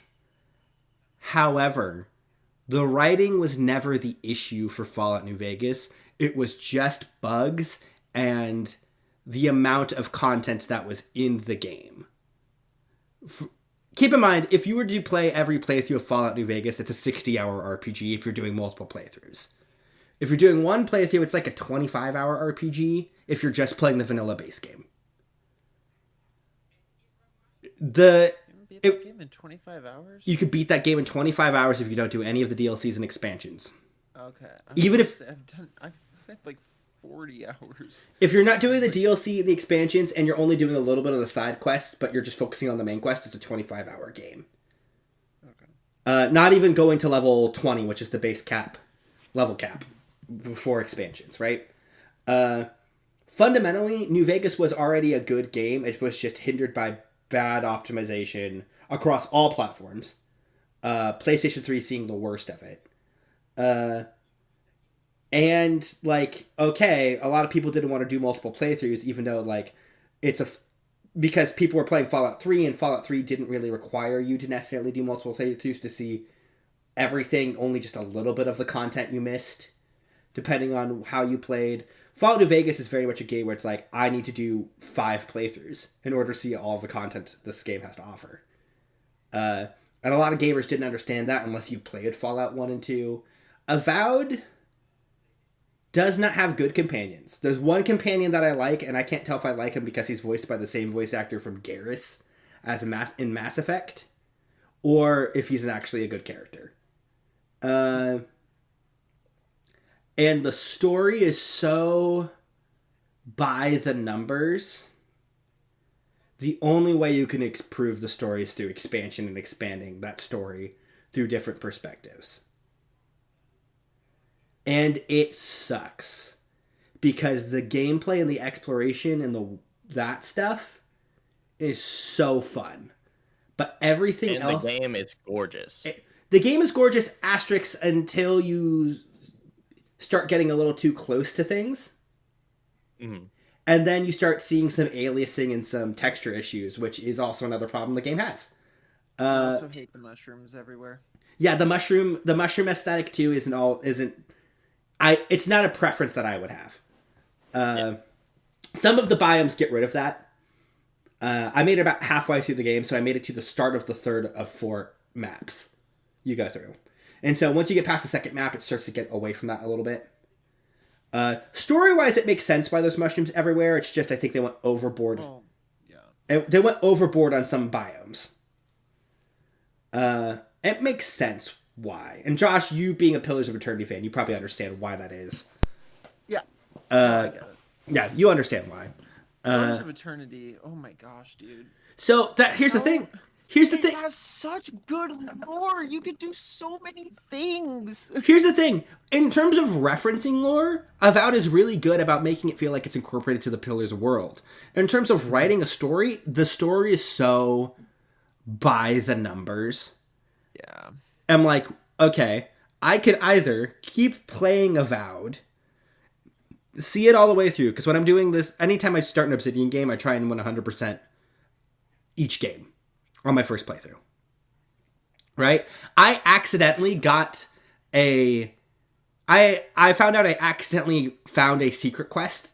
I didn't realize it was a secret quest. I thought I stumbled onto a quest early an unmarked quest that drastically changes one of the endings of the game.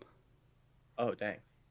Oh. Which I'm like, I'm proud of myself because that means I'm exploring things correctly. But I think it's insane that one of the endings drastically changes based off of an unmarked quest if someone just doesn't have the time to explore as thoroughly as I did. TLDR, an entire town can get destroyed if you don't do this thing. All of the NPCs dead. Crazy. Is that what you were talking to me about, the whole megaton thing? Yep. That it was just implemented so much better? No, that was for New Vegas. That one was for New Vegas. That was for the final expansion of New Vegas. Okay. That's different. No, it's wild. Avowed is not the quality an Obsidian game should be. And I'm gonna say this as someone who loves Obsidian. I had fun with what I've played, and I will probably finish the current playthrough I'm in once we are in backlog season where there's not a lot of games that I'm interested in releasing. But like, Monster Hunter is out. And even though I have all of the builds I want to do in Monster Hunter, like, I'm streaming Monster Hunter with other streamers tomorrow. Yeah. Just for the sole fact, just for the love of the hunt. Right? In a few weeks, we're getting a new monster, and we're getting a new tier of difficulty monsters, and we're getting a new multiplayer hub. And it's going to be fantastic. Yeah. Kingdom Come Deliverance 2. Which is on your list. And a game I want to play. It sucks because Avowed and Kingdom Come Deliverance 2 are the same genre of RPG, and it's very clear which one had a lot of time and love and didn't have to be reset was put into it versus the one that's been reset 5 times. And one of the reasons why it was reset was because they were, and this was on record from the game director, the first iteration of Avowed was multiplayer Skyrim, but in the Pillars of Eternity universe. So, I will say, they are both first-person RPGs. Radically different design philosophy. I will agree with that. Radically different design. Yes. I will agree with that. However, they are technically the same genre. They are technically the same genre, but I would even argue that the design philosophies of the nitty-gritty of how detailed you get, Avowed is definitely in that, if you're looking at that spectrum of first-person RPG that is zone-based, that is quest and story-based, that is the broad stroke of the ARP genre that they share, right? Yeah, I guess. Yeah. They are both ARPGs that are on 2 different spectrums of it, right? I'm not saying the comparison of design philosophies. I am specifically talking about the care and love and attention and the resources that were allowed to be put into the iteration of the game that we received. That's fair. Because Avowed got rebooted 3 times, and you can tell. But then you can tell that Kingdom Come Deliverance 2 was the same game and the dream game that studio wanted to make, developed over a longer period of time. Are we just going to go into Kingdom Come 2 then? Yeah, we can just go into Kingdom Come 2. Okay, Kingdom Come 2 is very, very obviously Daniel Vavra's dream project that he has wanted to make his entire life. Yeah.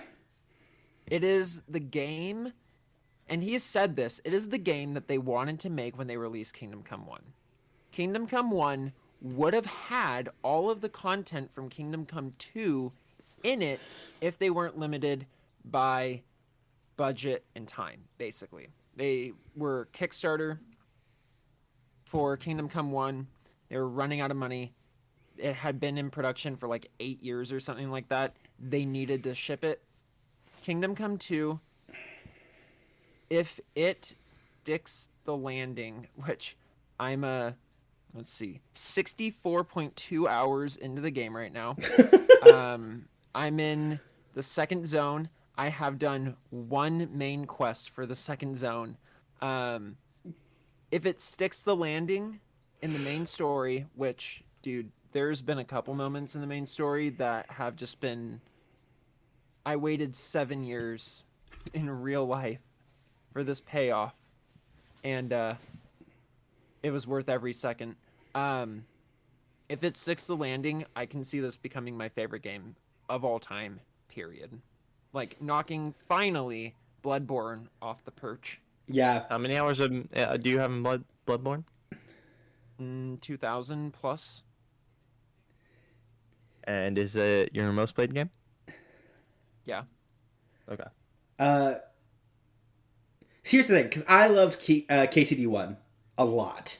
I think, and from what I understand, because I've only played the opening hours of the game, and I was like, this game is too overwhelming for me to split my time with it. Like, I need to just sit down during a time and just focus solely on this game, right? Yes. And I'm glad I'm making that choice, because as Monster Hunter winds down to, all right, once every 2 months, I go into it for like a week, and then I have everything I wanted to grind out perfect until the expansion comes out next year. Like, or until you stream it with me and Cameron. I mean, yes, when I stream it with you and Cameron, that's different. When I do that build, I'm going to do a gimmick build for that playthrough. I'm not going to do a meta build. I think I'm going to do a Mushroom Mancer build where I just run around, shoot things, and eat mushrooms to heal. It's going to be silly. I cannot wait to do it. Can't wait for our silly Monster Hunter streams. But with that being said, like the number one the problems I had with the first game, it's like combat felt very clunky and weird and took a long time to get used to. It sounds like they fixed literally all of that to where it is more combat is way more intuitive from what I understand. Here's the thing. I am one of those psychopaths who adores the combat from the first game. It took me so I was replaying Kingdom Come 1 for about like 8 or 9 months. I took a break and then came back to it and then finished it the day of the release of Kingdom Come 2. They switched the buttons on you, so I had to get used to it again. Yeah. And then they took away the 2 downward directionals and just made it a stab. Mm-hmm. But even though I love the combat from the first game, I understand why not everybody likes it. Kingdom Come 2, absolutely, just the combat is so good. It's so good. I just can't wait to spend 10 hours just leveling up blacksmithing and potion crafting. Like, that's literally when I was doing the first area of the game, I literally spent over 15 hours just blacksmithing. I have like I think I'm almost max level in craftsmanship, specifically because of my first, and then I got to Kutenberg finally, and I've been blacksmithing a lot there. Yeah. The blacksmithing minigame is just so relaxing and so addicting. Yeah, I can't wait to get lost in this world. And like, the only thing about Kingdom Come Deliverance that's going to be like, it's not the game's fault, this is just taste, is that pure medieval sim is not my favorite in the RPG genre. Mm-hmm. So like, if anyone ever did a KCD2 but fantasy, mm-hmm. it would probably be favorite game of all time. Right? However, I'm not opposed to it being a medieval fantasy, realistic, super fun RPG. And they get the history. They get the history right. Like, they get, like, Jan Žižka is one of the coolest freaking dudes I've ever seen in my life.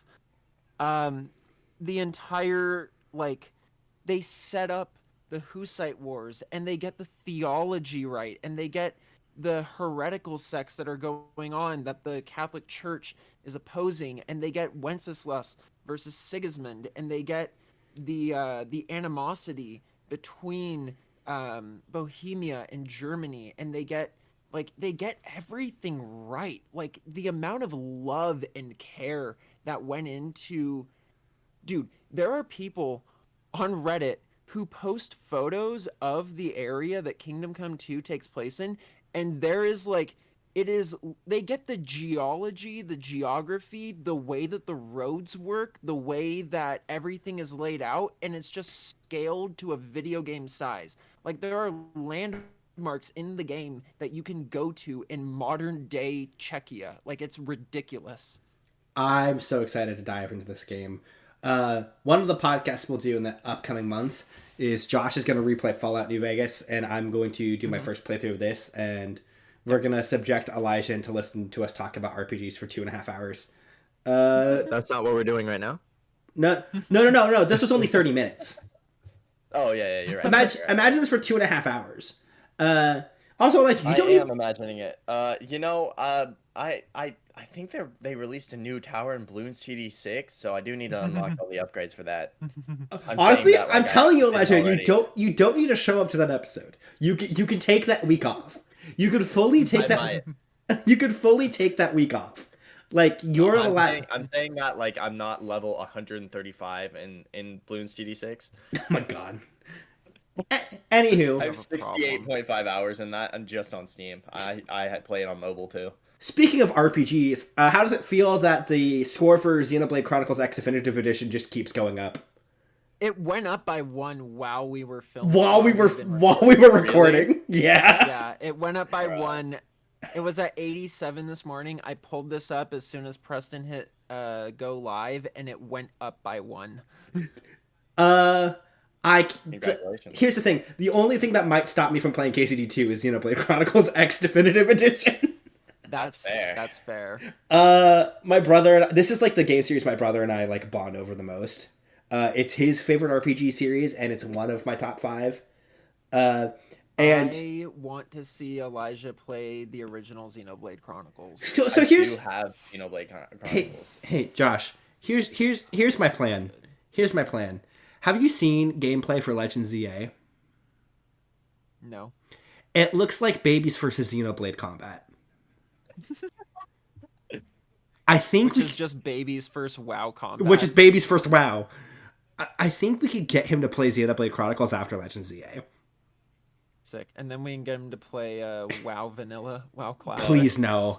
I wouldn't wish that on my worst enemy. I cannot go back to WoW Vanilla. I love Classic WoW. I cannot go back to it. But I also can't play Modern WoW. I'll probably play WoW Classic in Cataclysm.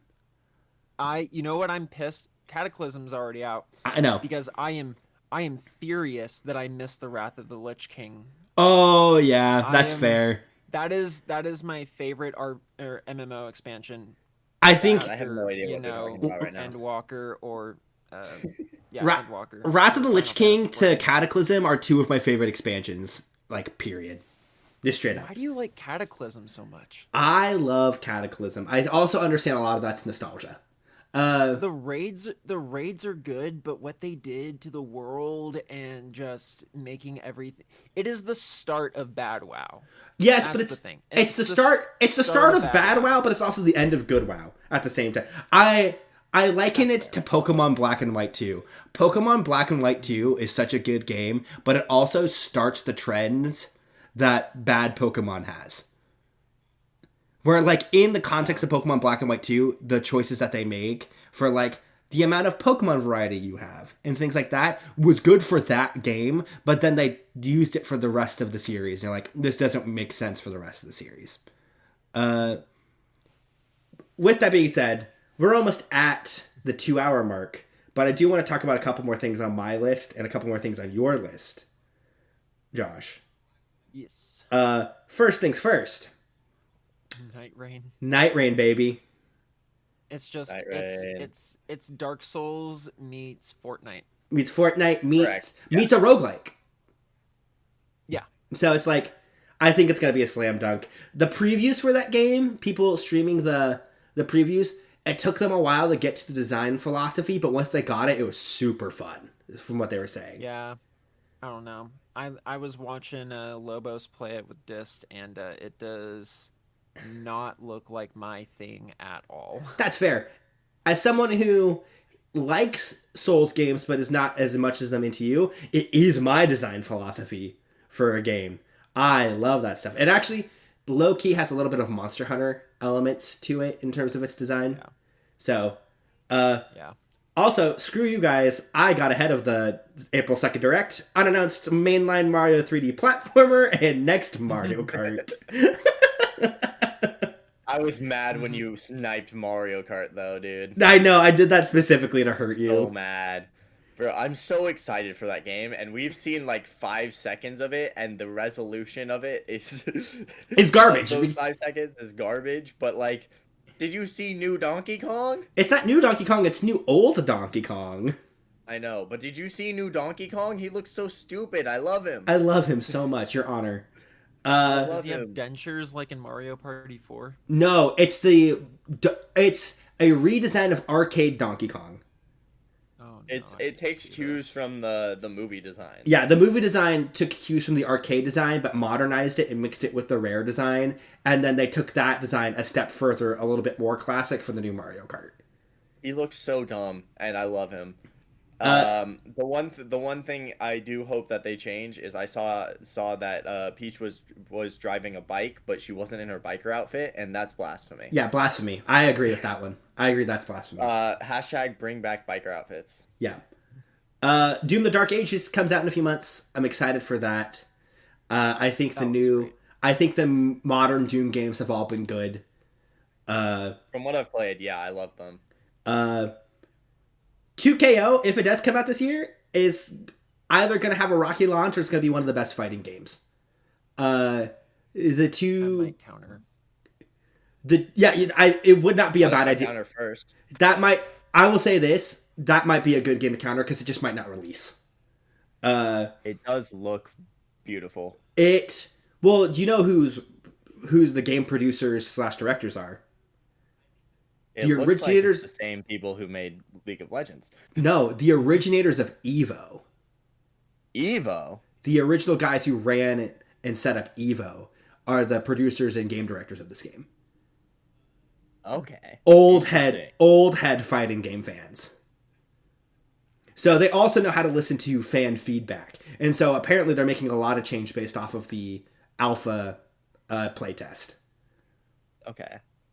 So, we might get Elder Scrolls Oblivion Remake announced and shadow drop next month.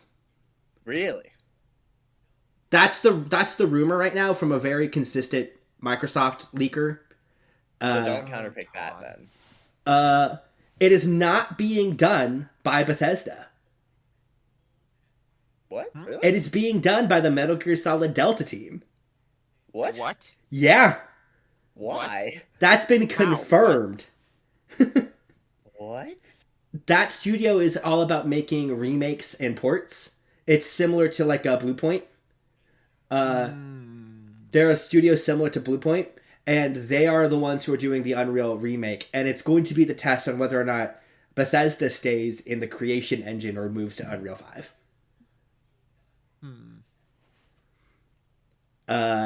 But it sounds like we're getting another developer direct next month, because they do it quarterly now. And it sounds like the shadow drop of that direct is going to be is Elder Scrolls 4 remake. We'll see how well. Elder Scrolls 4 is like the most split game of all the Elder Scrolls games. You either love it or you hate it. Yeah. I am an Oblivion lover just because it's so weird. Morrowind is better. I agree, Morrowind is better. 1000%. But I still love Oblivion. What is an Elder Scroll? An Elder Scroll is a reality-altering scroll made by ancient beings in the world of Tamriel. Okay. Does that answer your question? Is that the thing from Skyrim? It's in Skyrim, yeah. Well, there is one. You literally find one in Skyrim, and it's not even in the main quest. Okay. Any other questions? You just turned into a robot. Skyrim. Rimsky? Yeah. Am I still a robot? Yeah. Am I? For sure. No. Yeah. Oh, okay. Robo Preston is taken over. Dispatch. We'll see if it comes out this. Dispatch. We'll see if it comes out this year, but I'm excited for that, especially because it's the Wolf Among Us director. Among Us. Shut up.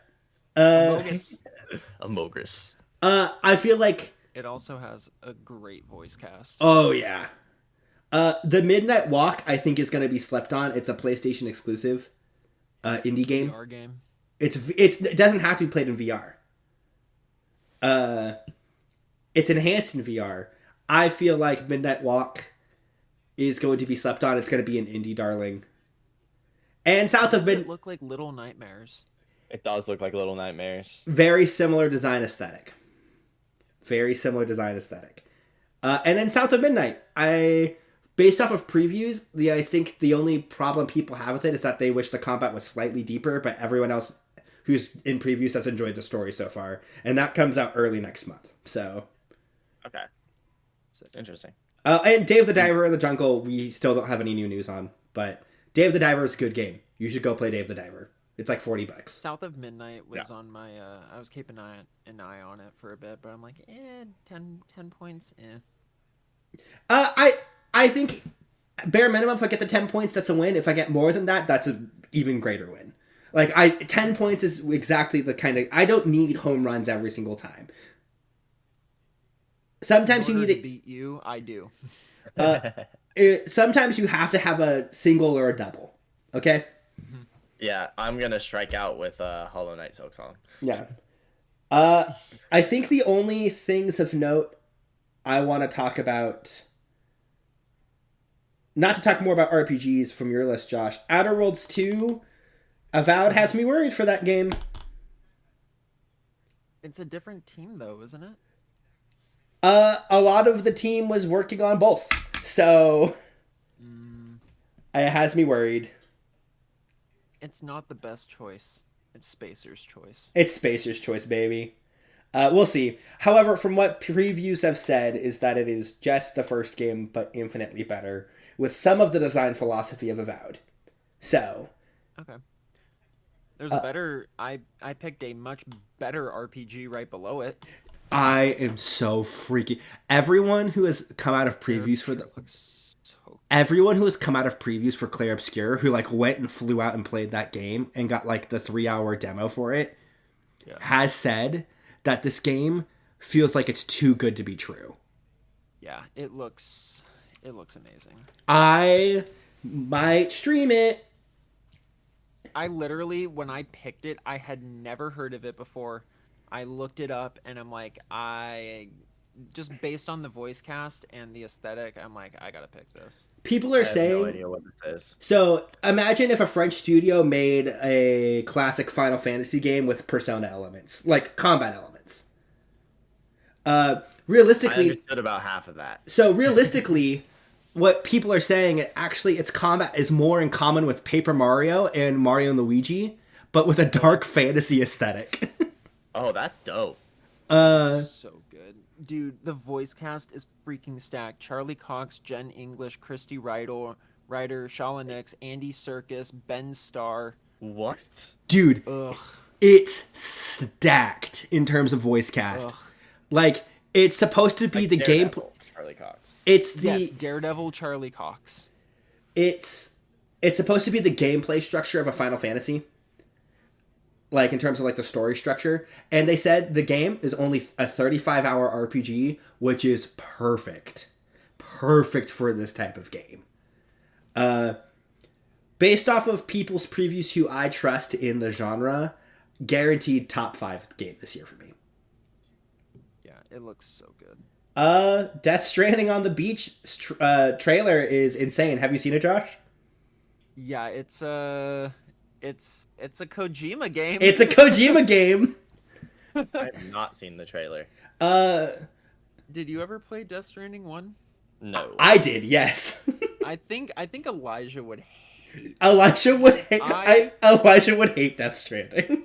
Why would I hate Death Stranding? I adore it, but literally, Elijah, the entire gameplay loop is walking from point A to point B, trying to keep packages on your back without stumbling. Stupid mail game. Yes. However,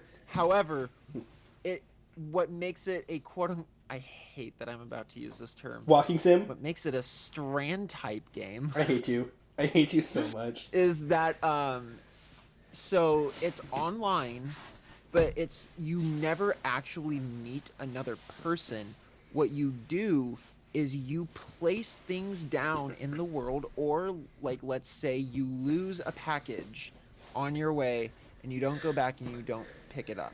Somebody else on their route will see your package on the ground and turn it in for you. Or this is what I did, and I ended up getting like 26,000 likes in like 45 minutes on my first playthrough. I repaired a highway in the largest map of the game. And so instead of having to walk over insane amounts of terrain, you can build a bike and you can just take an overpass to get exactly where you want to go. And it shows up for everybody else on your server. That's kind of cool. I need to play the director's cut. I played the base game. Dude. I need to play the direct because I hear it's infinitely better, and I think I might have a better jetpacks. Yeah, dude. Oh. I think I need to play through the director's cut before the second game comes out. But like the imagery of the second game in the trailer is Kojima about to do commentary on Metal Gear inside Death Stranding? That's what I was confused about too. I think having George Miller right in the game is also also a weird one. The only thing I know at about first that I was like, is George Miller playing Kaz? No, Or right? something when I first saw it, but then I'm like, no, what is happening? Like, what is he trying to do here? I think someone recently said that, I'm trying to remember where I saw this, but who knows? Kojima's better if he has studio restraints put on him. But he doesn't. He does it currently. He does it currently. He owns the studio, and everybody who works for him loves him, and he just gets to do whatever he wants with basically unlimited money. With unlimited Sony money at this point. Mm-hmm. Yep. It's gonna be great. That'll be interesting. And then I think the last thing I want to comment on, the last two things I want to comment on very quickly. Mm-hmm. Thank you for listening to my advice for getting Tony Hawk's Pro Skater 3+4. Yeah. It is going to score higher than an 8, I promise you. Yep. Wanderstop was a good pick that I totally forgot to pick up. I feel like I remember you telling me not to do it for a minute, and then I'm like, no, I'm going to do it. And it paid off. Wanderstop did not preview well, but then reviewed well, which is interesting. Mm-hmm. Wasn't there like, it was like, at least there was a trailer at the Game Awards. Was it announced at the Game Awards? Yeah, it was announced a trailer at the Game Awards. Not this last one, but the one before, and then a new trailer came out this year. Yeah. Yeah. Because I remember seeing it. Yeah. Wanderstop, super interesting. But yeah, I think that's all of the notable things that have been changed from... I think Judas is going to score higher than a 5. That's fair. I need to look more into Judas. I did watch the Judas trailer earlier, and I could not tell whether or not it was going to be a really good game or a really bad game. It's the guy who made System Shock 2 and BioShock. Yeah, it'll be interesting, but... Oh, and also you got Lies of P Overture. Good for you. Oh, yeah. Yep. Good for you. You were saying that it wasn't coming out. Both of you were saying that it wasn't coming out this year. I know nothing about Lies of P. I wouldn't have said anything about it. I was surprised when it got announced. So I'm like, I'm happy it got announced. I love Lies of P. I think Lies of P is a super good game. I was shocked that it got announced. Mm-hmm. I think Marvel 1943 is a pretty good pick as well. If it gets released this year... I feel like a 3 is very low for that. Well, that's also because we haven't seen any gameplay, and they keep saying it's coming out this year. Yeah, but no gameplay. But like, we've seen cutscenes. We've seen 2 cutscenes. Yeah. 43 is the one that I am most nervous about. That's my biggest gamble. Josh, I'm going to say this. Yeah. Wolverine isn't a gamble. Wolverine's just not coming out. Josh, I'm going to say something right now. 43 is either going to have you beat me in this league, or it's going to drastically put you in second place. Yeah. And I'm in third place, where I belong. Well, you still have a shit ton of money for the 100%, Nintendo stuff. But it has to be new franchises. That's the problem. Well, here's the thing, because we also still have PlayStation. We have PlayStation who does their thing every few months. Next month we'll get a Microsoft Direct if the Elder Scrolls rumors are true. And then Summer Games Fest is the wild one. But also, GDC is this week, and a bunch of indies are announcing their games this week. Like they already had a showcase for GDC yesterday. Like I have to go through and look at all of the indies that got announced at that showcase. Okay. I should also go through there so I can snipe them from you. But yeah, I think we've exhausted 2 hours of conversation about just Fantasy Critic. That was 2 hours. That was 2 hours. That flew by, dude. In 2 weeks, the next episode of the podcast will just be about Nintendo Switch 2, probably with some more Fantasy Critic talk, if I'm going to be honest. Yeah. Probably with a lot more talking from me. Yeah. Because I'll actually know what I'm talking about.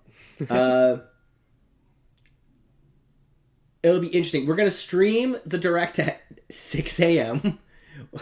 Yes, I'm going to go back to bed.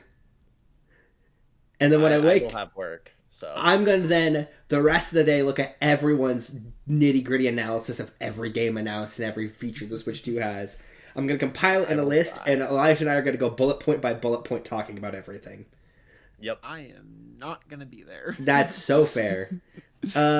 Well... I'm also running on 3 hours of sleep from last night. That's fair. Right now.